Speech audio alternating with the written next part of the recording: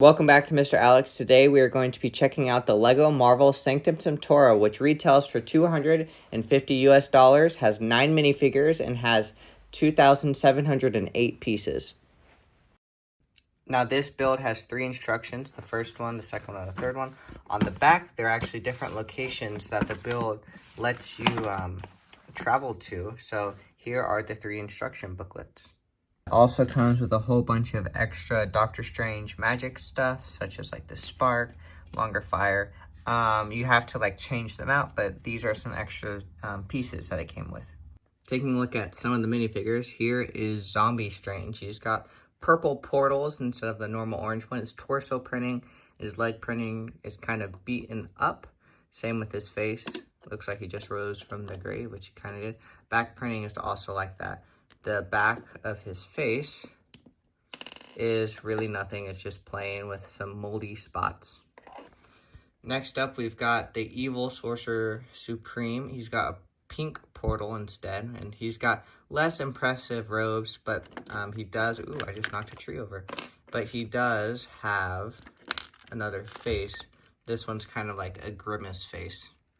Next up, we have Doctor Strange himself. He's got these cool accessories, portals. He has this cape piece, which is really cool. It's actually, you put it on after you put the headpiece on, which I found was really cool. His other expression is more of an angry expression right there. Moving up, we've got Spider-Man. Now, this is a Spider-Man from Infinity War, not the newer ones. You can see that because of his blue outfit. He's kind of just your normal Spider-Man. Can't wait to get the next Spider-Man No Way Home set. Moving up, we've got Wong, and Wong has the orange portals. He doesn't have a face, a back print, but, that should be a little bit expected just because, you know. And then next up, we have Wanda. Now, Wanda, this is the face I like using. The red eyes, kind of like the Superman eyes. She's got really good torso printing. Leg printing is a little bit disappointing, just black legs. She does have an alternate expression, and it is her, like, angry smiling. Maybe just smiling. I don't know. The next minifigure has the orange portals again. Really nice green cape. Now, it's just a head thing. That's why the cape is kind of going up. I thought when I first put it on, it kind of looked like extra shoulders.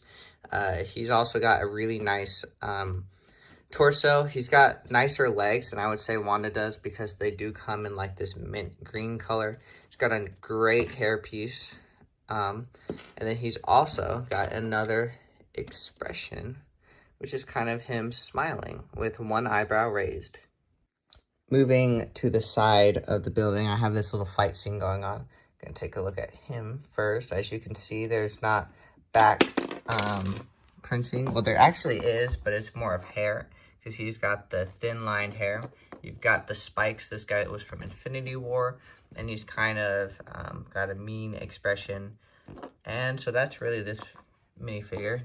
Next up, we've got Iron Man, and as you can see, he's got his little flying things, and if you open up his mask, he's actually got, I didn't think it was going to be this hard. He's got his little control panel up there. Now, this is how I am normally going to display the Iron Man, but if you ever wanted to, you could pop the head off. He's got his normal expression, and instead of having the Iron Man, you can have him wearing his hairpiece instead. And now the thing that most people are interested is the build. Now this is a super tall build.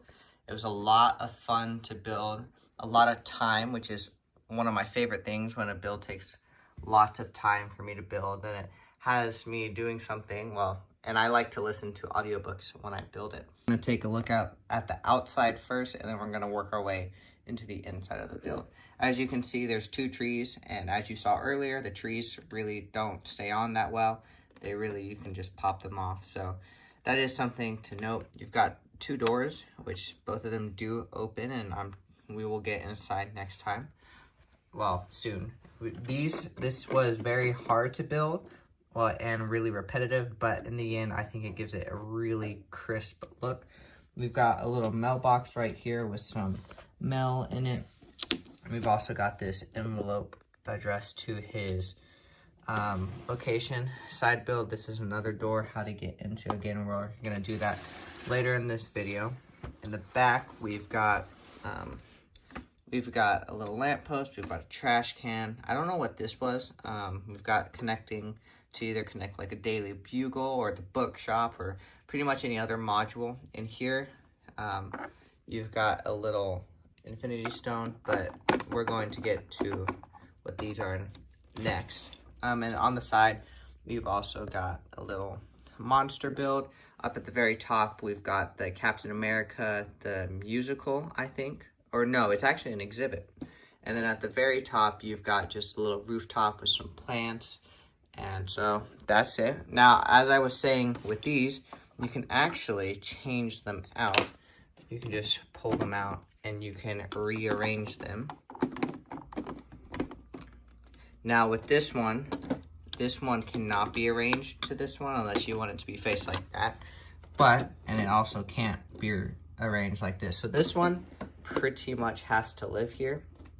Obviously you could turn this and face it like that if you wanted to put it somewhere else.